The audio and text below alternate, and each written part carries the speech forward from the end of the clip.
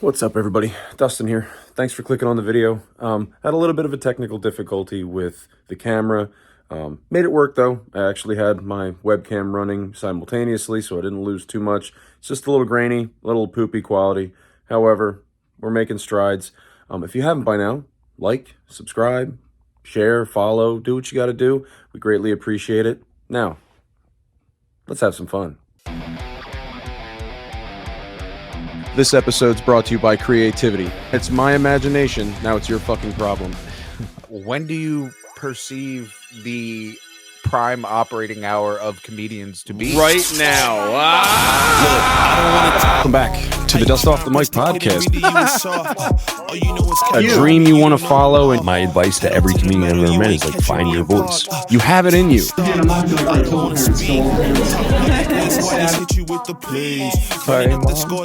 Many a parents would be disappointed on this show. Find out who you are. You gonna see the cocaine when you hear these written. He's like, I don't give a fuck. You were just not ready for something. That's what that was. Journey I'm supposed to be, but perplexed, cause I don't really see nobody close to me. Hopefully this ain't wasted, and I know it ain't. You gotta take the time. We decided to, conquer the world from our little town of Totowa. We vowed to put Totowa on the map. Totowa. Yeah. Where's Totowa? Right next to Patterson. Okay. If you know where that is. Oh, yeah. It was a really cool location because we could get to the city real quick. Probably 20 minutes out of the city. And everywhere else, we were really close to Clifton, which was on the other side of Patterson. A lot of cool clubs there.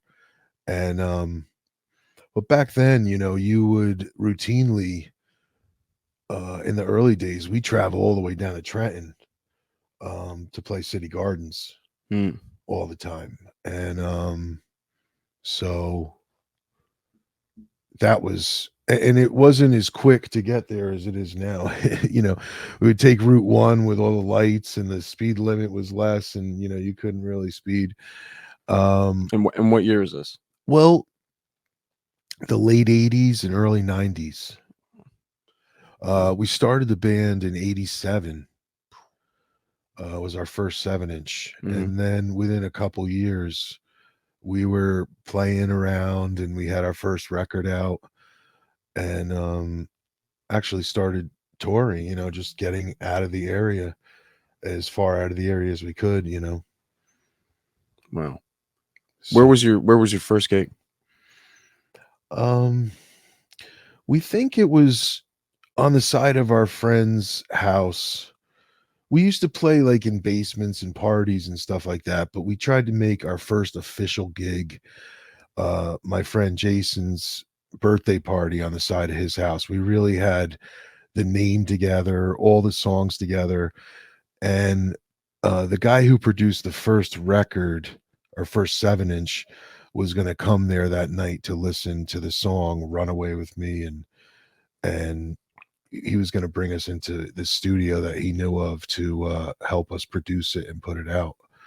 So we considered that our first show. I would imagine it was 86, 87. Wow. We don't really know. We didn't keep records, we didn't write things down. And We had no cell you phones. said you're 53? Yes. 53. So, I mean, yeah, you were what, 17, 18, 19? Yeah, I was 17 years old. I mean, I can't remember. Well, I was 17. 87, actually, I was 16, the bass player was 17, and Joey was 15. And I mean, we were really trying. We were young. We were in high school, and we were, really trying. When we were trying to be a step above every band. When the bands were putting out demos, we started putting out 7-inches. And when the bands were putting out 7-inches, we put out records, and we put out tapes and CDs. We're always like ahead of everybody, trying to get to the next level and do something different, So we actually started our own label and put out the first 7-inch and the second 7-inch and the first record. All are on our own, all DIY, So we started a label in high school, and we just took off from there, you know. That's awesome. Yeah, it part of the reason I still do it is because everything we did initially was so strong. I mean, You were punks. the first Punk music was real to you. You guys were just we thought punks, man. yeah, we thought it was going to end quickly, you know. Mm. We thought it was like, and you were trying to yeah, enjoy it while it lasted. yeah, we just went nuts. We're like, all right, we got to put things out, you know, before we're not a band anymore. We got to tour before we're not a band anymore. We didn't think, you know, we're going to have this long thing, but you know, we worked so hard as kids, as young guys, that that left an impression with these people all over the place that stuck with us and still bothered me to, all right, what's the, you know, what are you guys doing now, and what's this, and you know, I loved when you did that thing in 92. I loved when you came out here and you played here. And all those people kind of stuck with me. So I just kind of kept doing it after the initial band, you know, didn't want to do it anymore. The initial band, the classic era lineup, lasted for almost a decade itself. So we did the first couple 7-inches, we did the first couple records, and all that stuff was real classic era stuff. You know, I mean, we got to play with the Ramones, God damn. at City Gardens in Trenton, sold out show.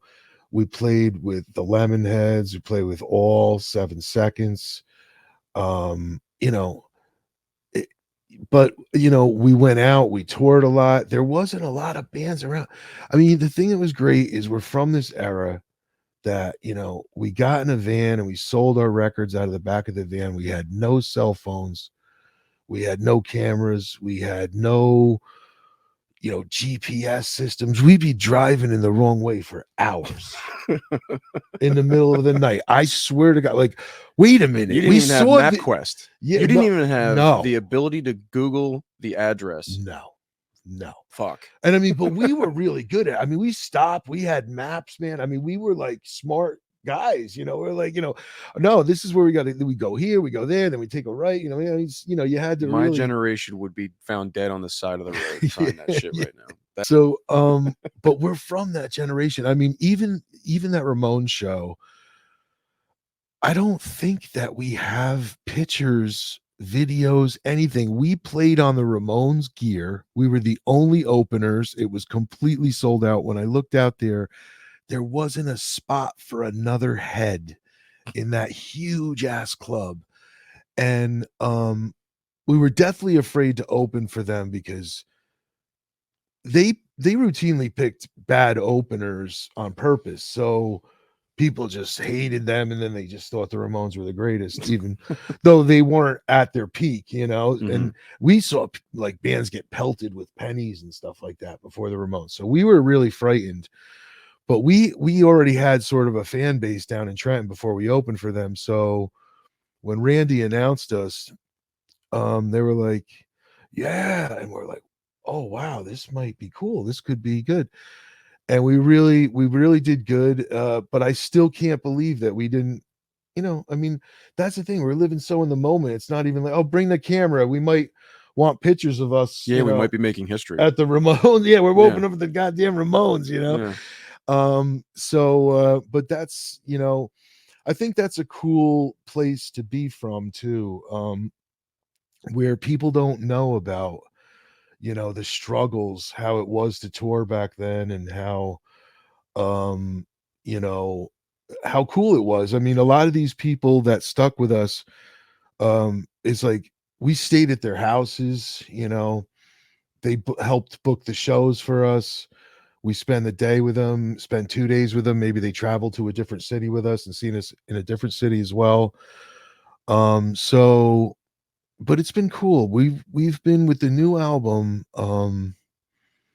I've been able to get back to some of these areas. I really think it's a cool idea to, even if it's been 20, 30 years, you know, go back and see some of these people, because a lot of them are still there, you know. And some of these people, I saw some kids that used to come see me down in Lancaster, And I haven't seen them, I mean, over 20 years or something, but these guys look good. I mean, they must have been young when they came to see me. They probably were, you know, it's Mhm. probably all ages and they probably, but I said, wow, cool, man. You know, I mean, but people are very weird. I mean, I played like 20 That's an minutes. understatement.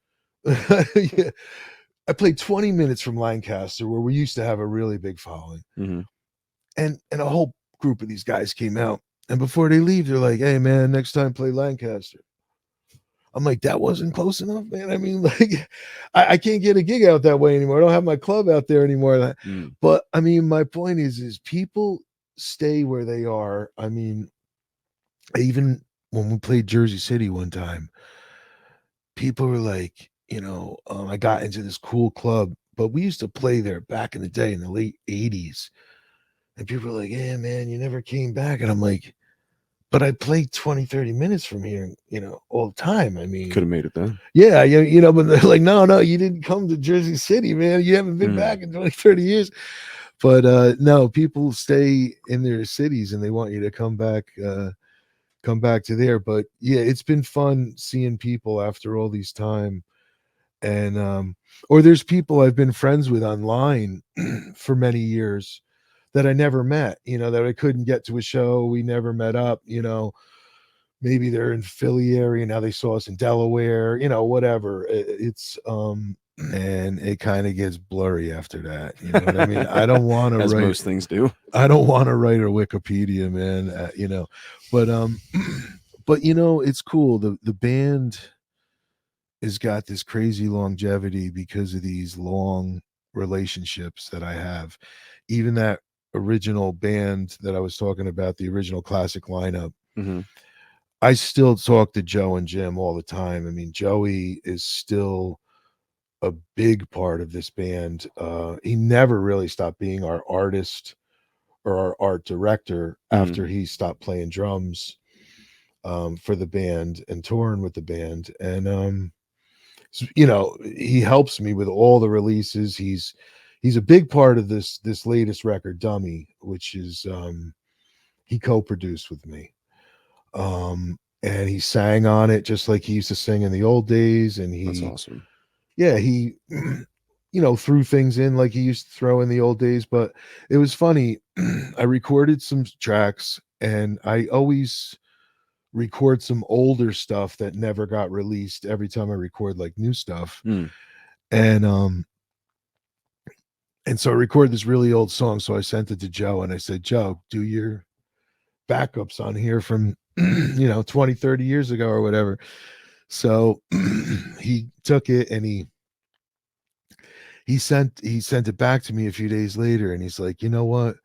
That was really fun. If you got any more, send me. I say, well, I got a whole album, 18 more of them if you want. But when he sent it back and I listened, it sounded like he was having fun. It sounded like he was smiling and really enjoying it. And I said, wow, we gotta do more of this, you know, because it's just so natural for us just to sing, you know. Mhm. We were like the Lennon and McCartney of the early Fiendz, me and him, you know. Nice. We wrote the songs together and we sang them together. I was forced into being the lead singer almost. We had another previous band before this called Static, and it had a lead singer, and it didn't work out with the lead singer, and we kind of wanted to go punk instead of like, you It know, wasn't a punk band? it was more of a rock. No, it wasn't punk. I mean, we would consider it now. We look back on it and say we were punk, but we were more of like, you know, we liked more like, you know, Motley Crue and Okay. you know, like it was more like a cock rock band Roger that. more than a punk band. So we wanted to go all out punk, but the singer wasn't right for us. So we cut ties with him, and then it was just the three of us. And me and Joe would say, all right, we'll split the singing duties. And he would sing half and I would sing half. And then after a while, he just said, look, just you do it. We can't Just fucking find sing. anybody. Mm. We did want just a singer that was just going to be up there, and we were just the guys. And I was too shy, but and then I started smoking weed. And then And you're like, I love singing now. I'm like, no, you know what? I'll do it. This is my favorite You thing. know, no, I'm shy still, but you know what? This makes me passive enough to do it, you know. So but yeah, so I got into that by default, and we stayed a 3-piece. And then we got busy, you know. We were for a while, a big thing with us is our stickers were on the New Jersey Turnpike and on the Parkway, almost to the point where it was criminal. I mean, you know, you just had to look at our logo to throw a quarter in there, you know. I mean, it was crazy. And but we got, you know, we got really popular. We our first record, still to this day, we don't even know how many copies we've sold of it. It's been repressed so many times. And and everybody knows our first album, We're the Fiends. Everybody loves songs off that. This year it's 35 years old. It's older than me. It's the third. I just turned 33. Not to make you feel old, or I'm not. I'm with all due respect, that is older than me. All right, wait a minute. I recorded an album and had it out for 2 years before you were even. All right, I've been through a lot of shit in 33 years. Wow. That album's 35 years old, man. Wow. God fucking blessed. I mean that. It's crazy. It's just my crazy life in high school. It's all the songs I wrote in high school. And well, you know what they say? It's the same thing. I mean, you got your whole life to write your first record, and then your second record's got to be written in a year. Your next record's got to be written in a year. Your next, so we had a lot of songs to pick from, and we put our best on there. And I was thinking about, I actually have a collection of songs that would have been before the first record that are like pretty crude, that are pretty, like, you know, by the time we got to the studio and we put out our first album, we had a couple 7-inches out. We polished up, you know, but we were pretty nasty when we first started. And I was thinking that, you know, it'd be nice to put out a collection of that stuff. Some of that stuff never got released. I mean, some of it did, but I could put it all together as a, you know, a pre-first record, and it would be really cool, you know. Hell yeah. But what a history, man. It's been things come up like on the history now every day with the Facebook. 15 years ago today, we were playing a show with Marky Ramone at Maxwell's in Hoboken, New Jersey. I mean, this is like historic stuff. We thought nothing of it. It's like, you know, Maxwell's, you know, just thought would be around forever, you know. And I mean, Marky Ramone, sold out show. I got him to sign my Pleasant Dreams LP and talk to him about Spectre and everything else. Just classic stuff. But you know, and you know, talk about, you know, we opened up for the Ramones, City Gardens, all this stuff. We've had a lot of affiliation with all those guys. I mean, we've opened up for Richie Ramone a few times. You know, CJ, you know, we love him. We have an affiliation with him too.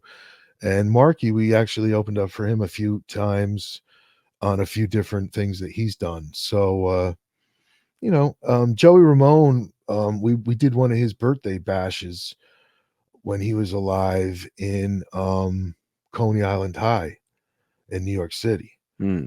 And he played with Dee Dee. He brought Ronnie Spector up that night and did a whole set with her. I mean, yeah, we played some sick clubs. We played CBGB's. I don't even know what CBGB's is. Really? No. I swear to God. Wow. All right. Well, it's the most famous New York City punk club, like, you know, like Blondie, the Talking Heads. Okay. Yeah, I know those names. I just no, Bad Brains. The spot itself I'm familiar with. Well, CBGB's, yeah, is an iconic place. Had this guy Hilly Crystal run it, and there's a movie about it and everything too. But what's the movie called? I'll check it out. CBGB's, I think. Oh, really? Yeah. Fair enough. Yeah, like I had a dubstep and electronic artist on a few months back, and I had never heard of Red Rocks. Ooh, Never heard of Red Rocks. I'm just not that guy. wow. I like bands, I like music and stuff. Venues and like my world of venues is like Madison Square Garden for Okay. comedy. You know what I mean? Like that's about as far as I go. But I do love the vibe of it all. I've come across a lot of punk rockers, and honestly, a lot of them are relatively around your age, and that's funny. The funny thing is like when we envision it, we envision young punk ass dudes, running amok, total anarchy, and then you guys are up there now, and it's still the same vibe. It's still the same energy. You guys are young at heart, and you guys are still pushing forward with the music and still bringing that same feeling that you brought out back in the '80s. And that's the cool part about it all. Yeah, I mean, you still got those young bands coming out now. It's cool. But see, But you guys started it. You guys were well, the first generation. you know what? We didn't feel that way because there was,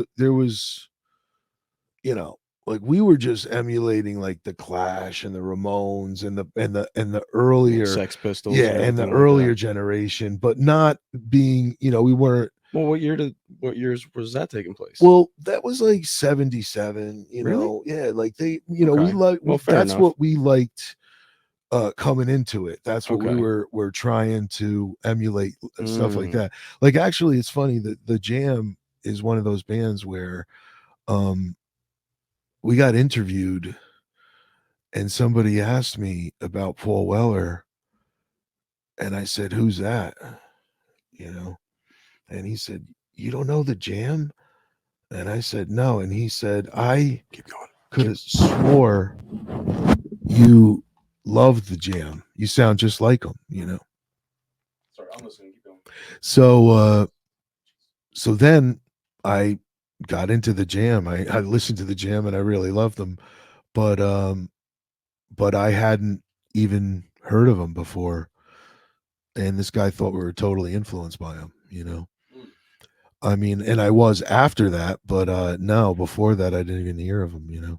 Okay. So what you said you guys had been you guys got started around 86, 87 from the side of parties and jamming for friends, and then it started escalating. Where do you think, like at its highest point, that led you to go, all right, this is what I'm doing for the rest of my life? Whether I have a 9 to 5, I'm always going to be in a band. I'm always going to be making my music and saying what I got to say. Well, I didn't really realize that I was a lifer for a long time. Mm. I did it in the 80s and I said, I'm going to do it really hard because I'm not going to be doing it in the 90s. And then I said the same thing. I got to go hard in the 90s because I'm not going to be really. And it always went that way. So, but my producer, we hooked up with this guy, Tim, in 1993. And he turned into like our George Martin, our fourth member, our mentor, our father figure, our everything. And he played on the records and he produced everything. And he just helped me figure out a lot of things. And he just said, look, don't fight it. You're a lifer. You're going to be doing this for life in some form, some way, some fashion. You just, since you've been a young adult, you've been writing, recording, producing, rehearsing, doing shows, and that's all and that's all you do. I mean, when we got out of high school, our bass player, he had a scholarship to go to like a really prestigious art school. Mm-hmm. And he didn't want to do that. That wasn't really his passion. He wasn't, and he stayed with the band and went out with us touring after we got out of high school. Um, and we toured like crazy. We would hit an area and then we would have to be back there within like 6 months to try and keep building and building and building. So we traveled a lot out to California and back a few times, but down to Florida, up to Canada, multiple times, and so, but like, like I said, the early part of the band we did great, so it allowed us to do the next part of the band. um but then what started to happen was the records started to change, and um it would take people longer to get into the records. They would kind of revolt against the records when they would come out because they weren't. What do you mean they would revolt? Well, the first record, I think, was, like I said, it's always everybody's favorite of everybody, of every band. So you try and change the sound a bit to what you guys want to do, and they miss the old sound. So yeah, so the second album that was, although now looking back on it, people go crazy for the second record, but yeah, it was like, It happens wow, with comedians as well. They Yeah. like the old style or There it old is. joke, and I got you. they changed it. They changed it. So I even saw on the YouTube video where we're at the record release party. I'm like, well, here's another one from a new record they hate so much, but it was new and it took people a while. See, we were really into like artists like Elvis Costello, who challenged you with every new record and really, made the listener, have to go on this new journey. Or like a Bob Dylan record, you never knew what you were going to get from album to album to album.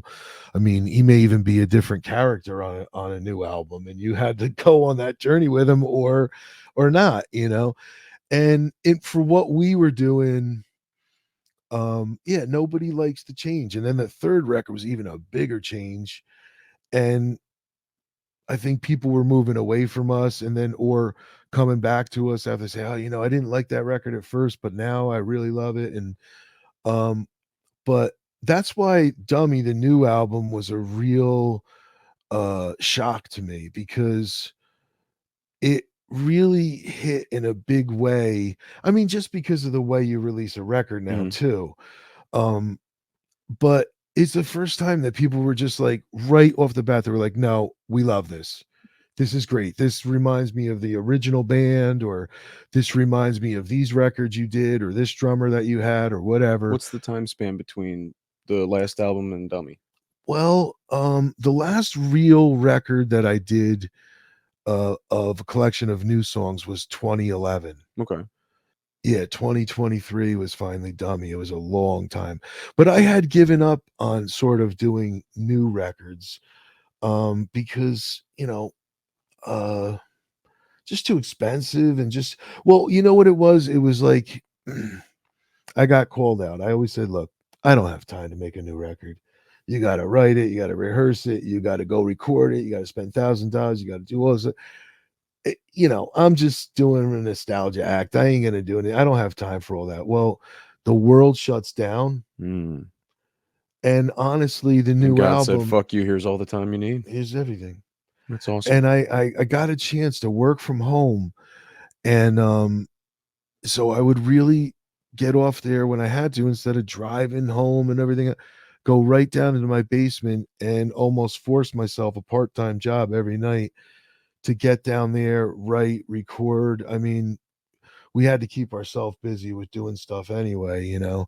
Um but it's funny, I tried to take a break, and I ended up working harder through that whole thing than I even, because I was so mad I had to cancel all these shows and I had all this stuff, and it was the first time that, something was really, stopping me from doing the band. So I think that's where a lot of the energy came from writing the album. It was sort of like now I'm gonna do something.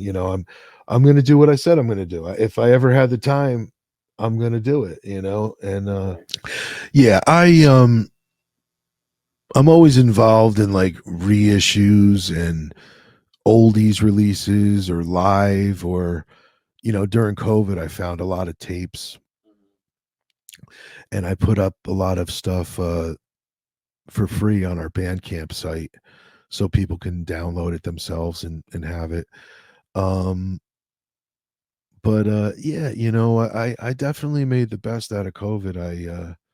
I got a lot of stuff done. I found a lot of tapes. I got things mastered. I got things released. And yeah, I'm still working on a lot of shit, man. Busy as hell. I'm very interested to see where all this goes, man. I mean, it seems like there's no killing this dream, and that's what I love. Like, this whole podcast started out of, this is what I want to do. I want to be a comedian. This is the destiny that I chose. It's what I believe that I have been gifted with, to be able to point out points of view, make people laugh, because just like music makes you feel a certain way,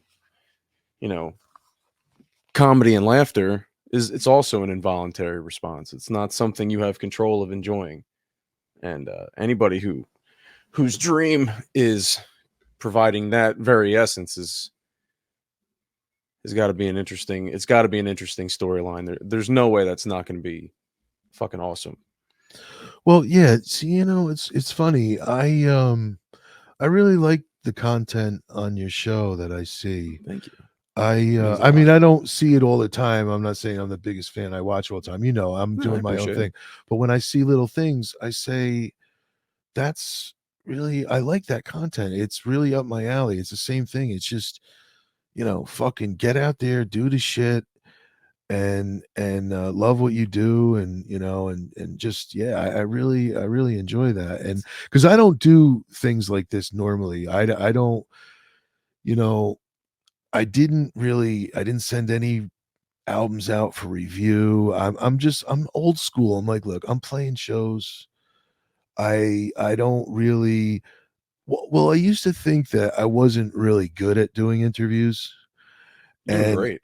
And but then I did one for COVID, and these people said, "Oh my God, I mean, just to hear your voice and stuff, like I don't know, I used to stay at my house, and I got used to hearing you. Now I heard your voice again after, and you're still there, I wrote this guy the other day, and he said to me, "Hey, I'm the guy who booked you. I used to book you in Chicago or whatever." He's like, "It's 2024. We're alive, man. We made it, and we're like still doing the same shit we were doing 20, 30 years ago, man. Isn't it insane?" And I'm like, yeah, it's unbelievable. It's really fun, I'm having a blast. Yeah.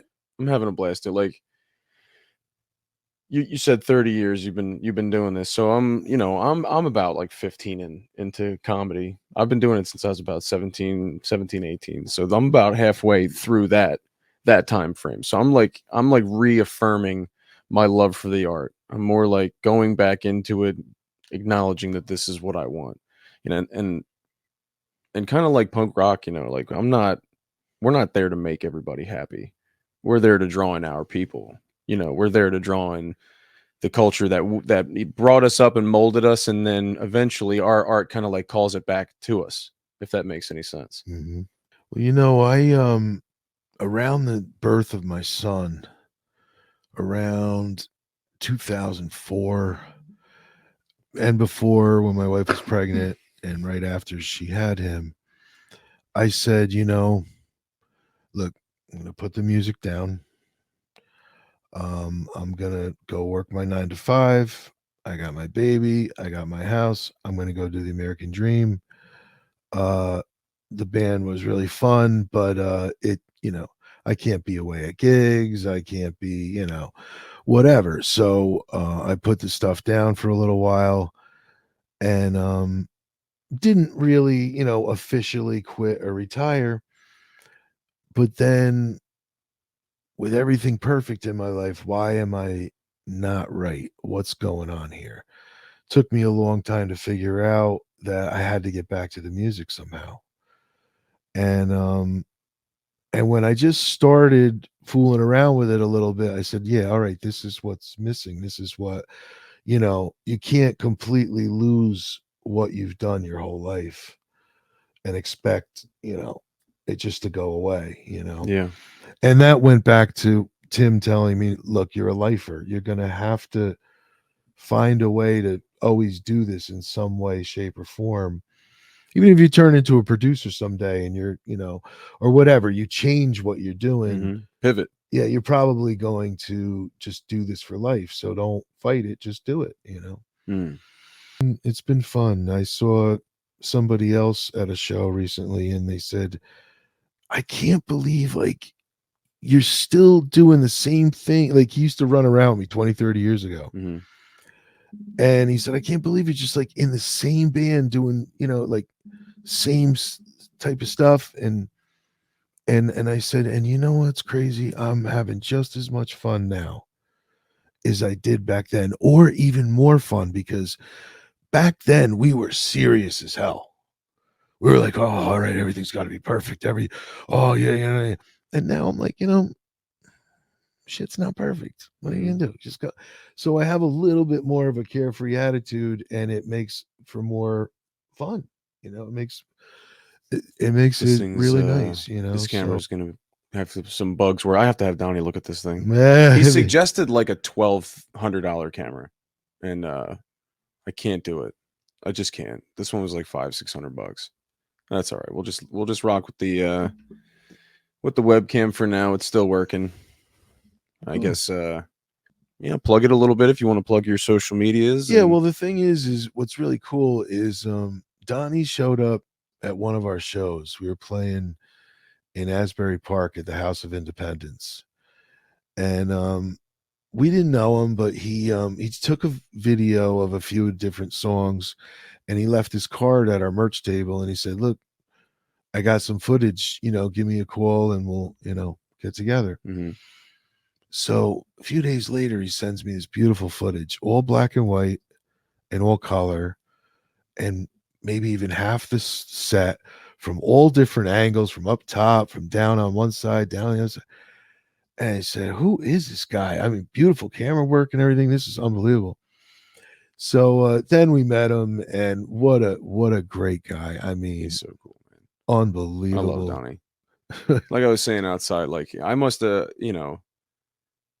just have like the weirdest brain ever. Like people leave an impression on me, and people, appear as really good souls to me. So throughout the ether and throughout time, like that will forever be my image of them, and like it just picks right back up. Like there are if you think that people's silence means that they're just like done with you, it's not the case, man. It's Donnie's he's one of those people.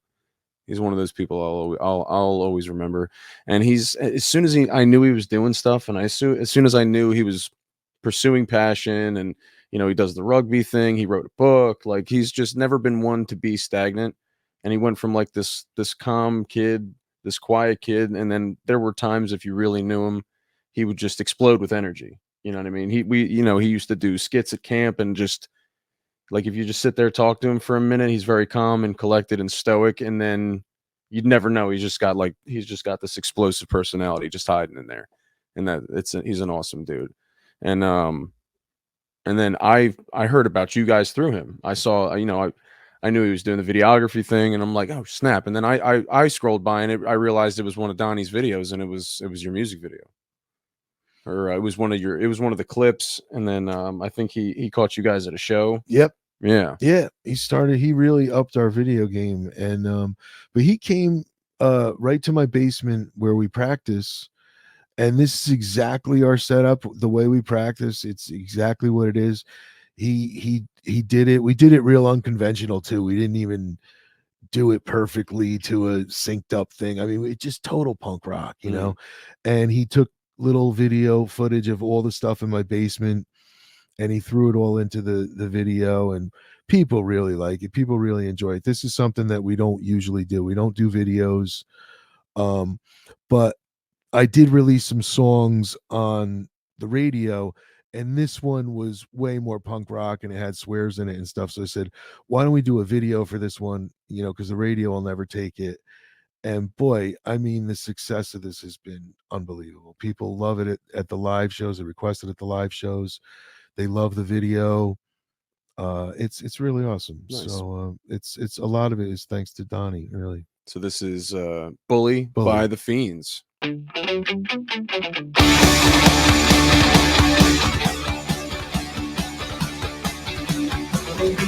But I never got a chance to tell you what I thought. You better listen up, I'm only gonna say this once. Pack your things up in a hurry. You're nothing but a fucking bully. You'll never get the chance to ever fuck with me again.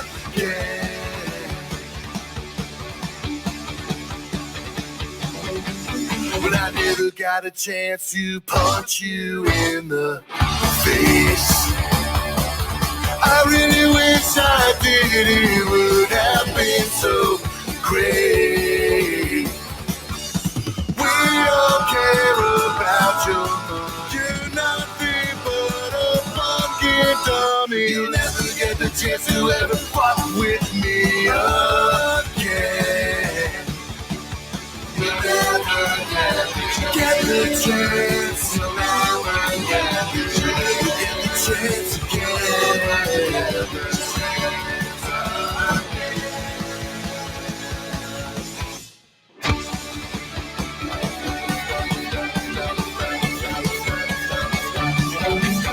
Stop pissing in my face and telling me it's rain. I really hope I get to piss right on your grave. Now you're gray and getting older, and you're still a fucking poser. You'll never get the chance to ever fuck with me again. You'll never get the chance. You'll never get the chance again.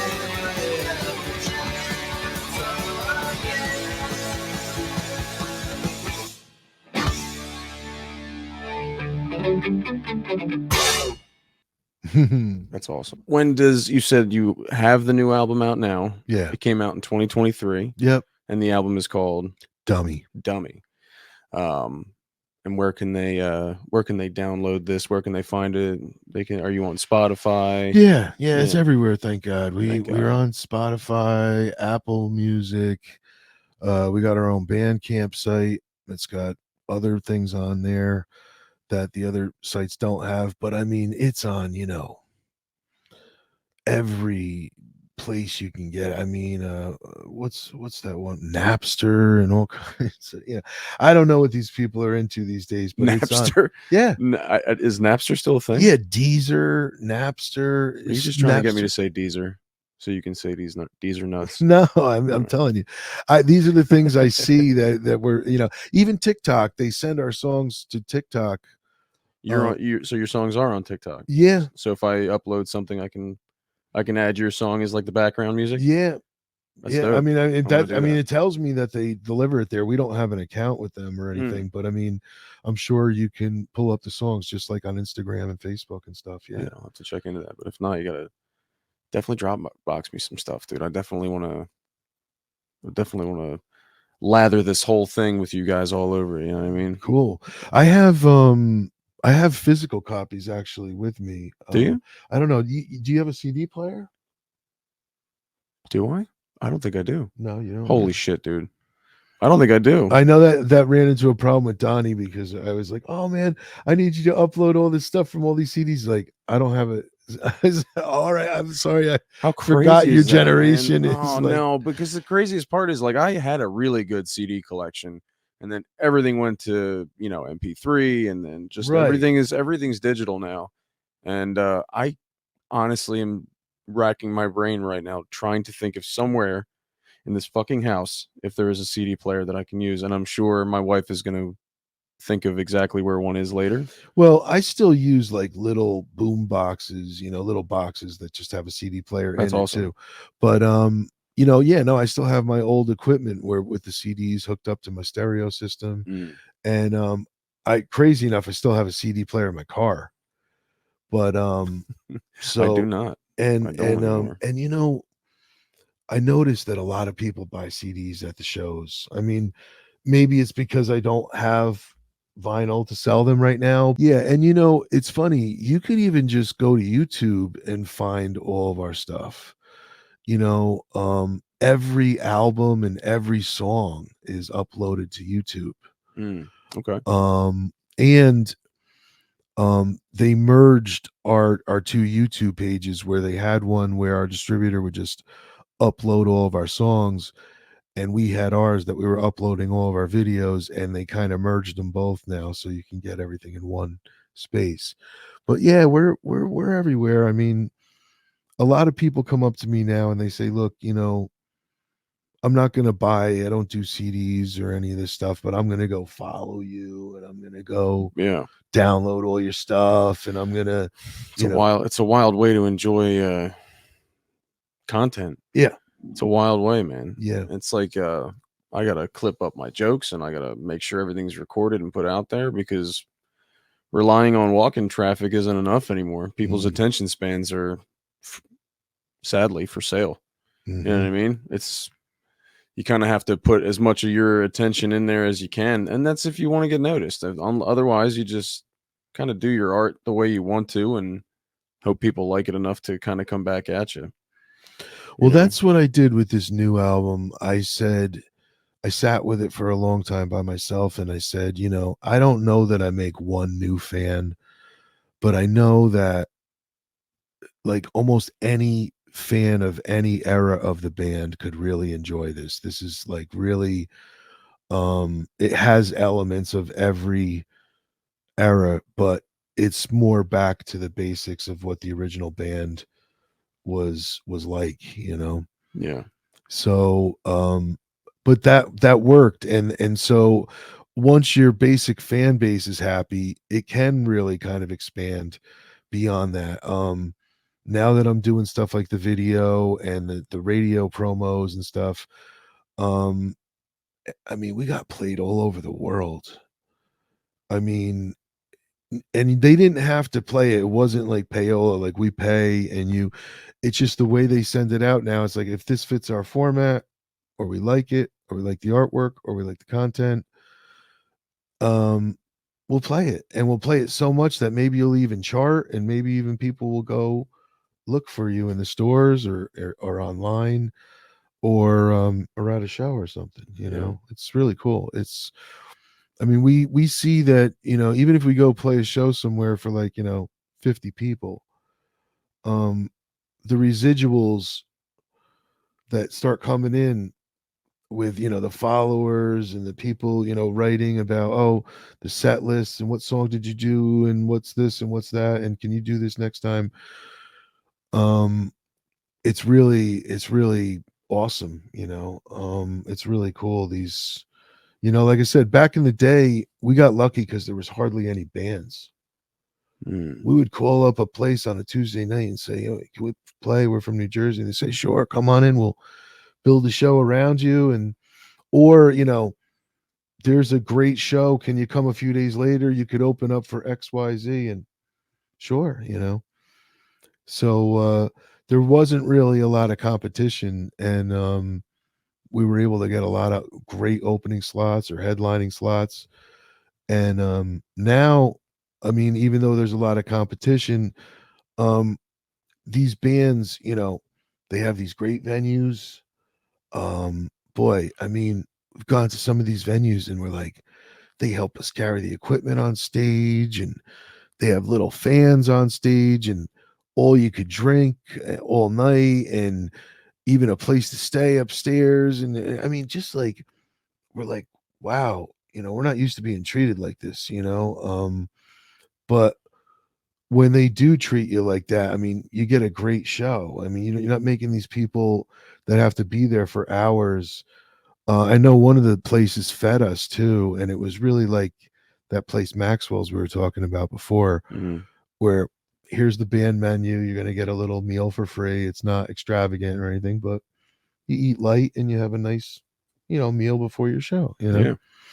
And it was really appreciated, and it had nothing to do with the pay or anything. It was really nice. So, the more you see that, the better of a show you get. The cooler the venues are, the cooler they treat the bands, and it's been pretty fun. It's been nice. Very excited to see where all this goes. And you guys so you got the Dummy album out now?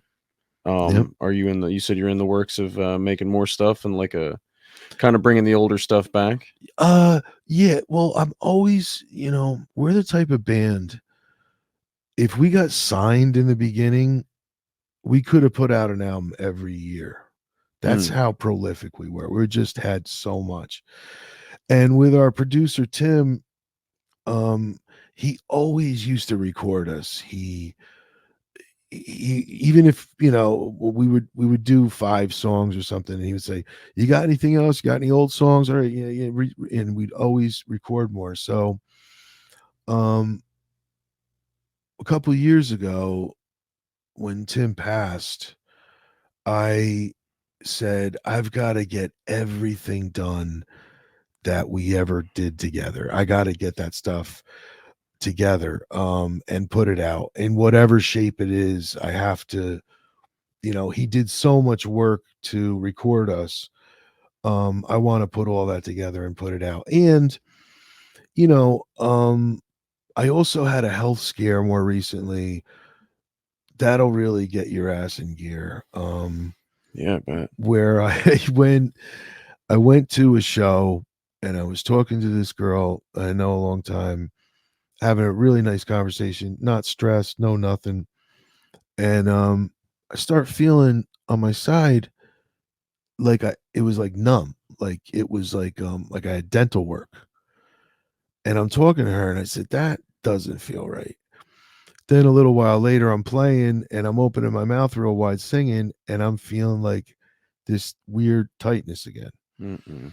So I go home that night and I'm feeling, like, all right, now I'm feeling it's like my whole face. Is this my whole side? Did I have a stroke here? Like, what the hell is going on?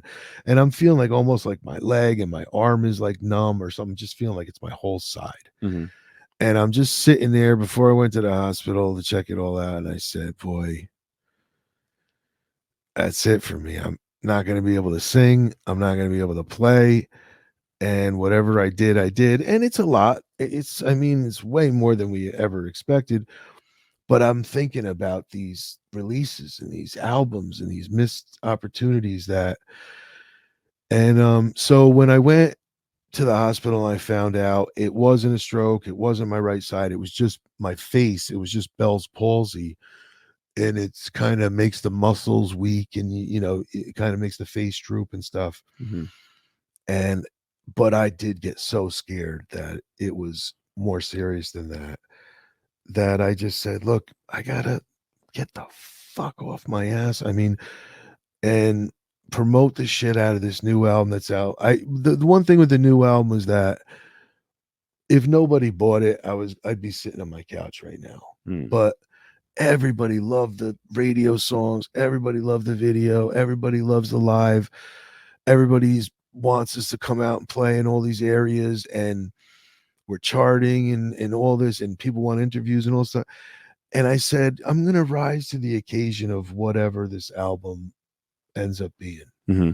So that's what happened. I just am going nuts now because everybody else was really into it. I ended up having, from what I see, a very mild case, and I would say almost a 100% recovery.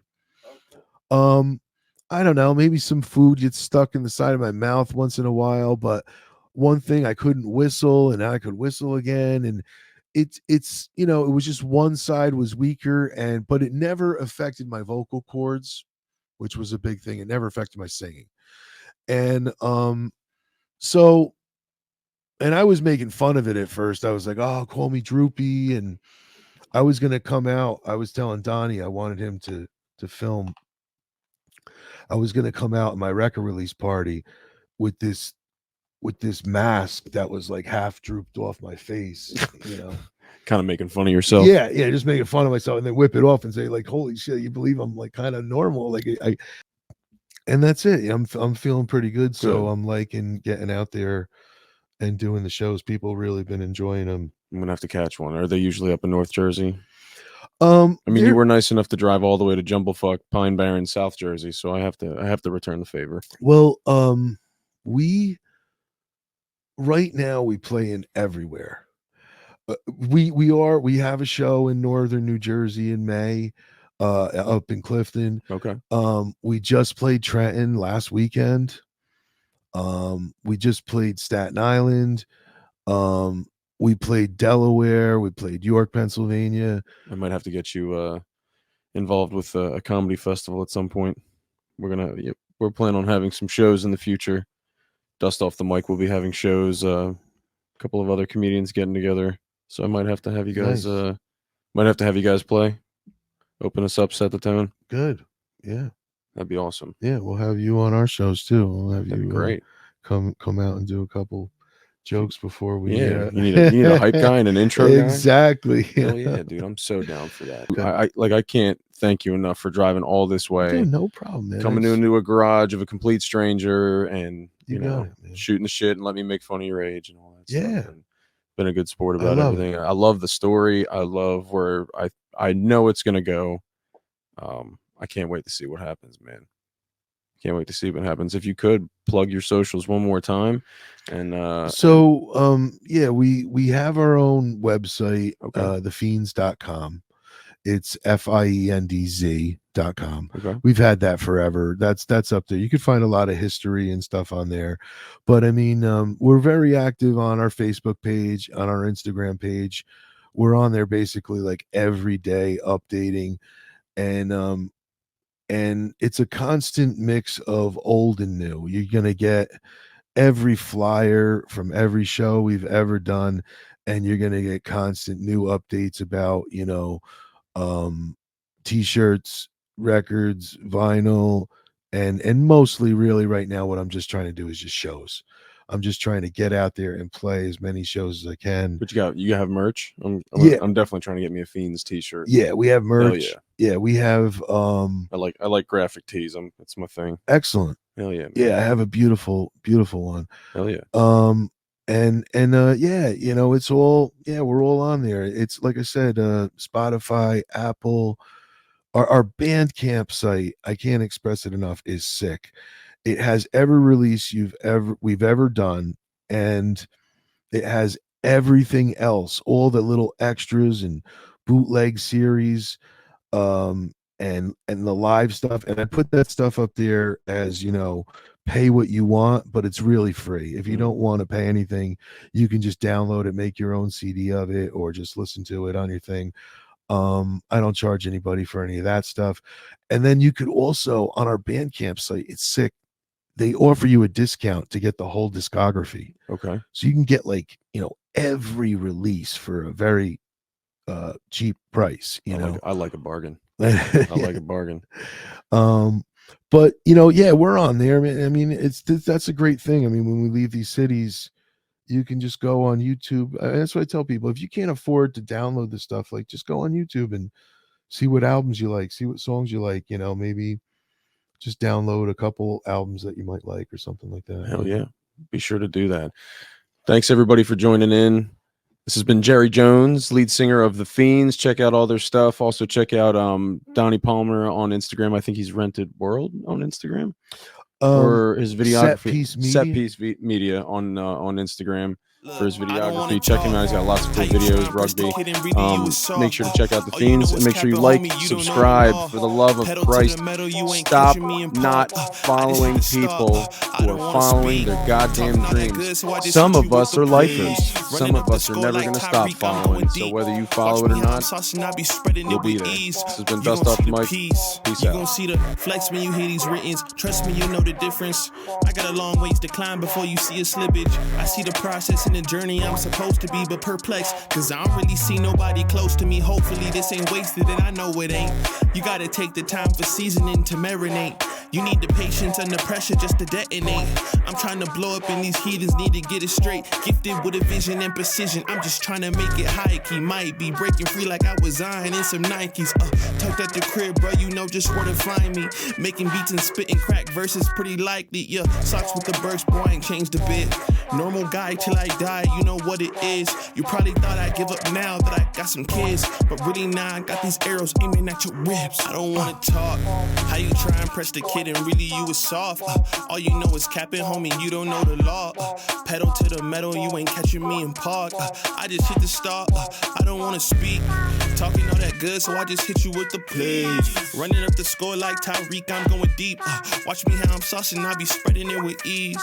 You gon' see the peas. Hey, please be on the notice, these my motives. Bought my chicken and it's rotis. You parsimonious, you take it all cause you a locust. My focus is to grow this mission. A visionary, get a dictionary. We here off the rip and we ain't sharing, we just caring. Let me speak it to the manager.